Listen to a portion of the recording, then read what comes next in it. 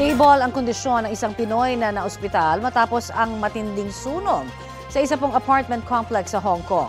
Ayon po yan sa aming panayam kay Consul General to Hong Kong Romulo Victor Israel Jr. sa Super Radio DZBB. Dinala sa intensive care unit ang naturang Pinoy matapos siyang makalanghap ng maraming carbon dioxide mula sa sunog. Ayon sa Consul General, dinalaw na siya ng mga taga-Overseas Workers Welfare Administration o OWA sa Hong Kong. Isa pang Pinoy anya ang kabilang sa mahigit 200 hinahanap pa.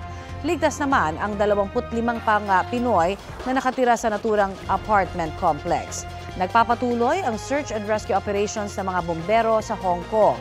Sa tala ng Hong Kong Fire Department, halos 100 ang napaulat na nasawi sa sunog.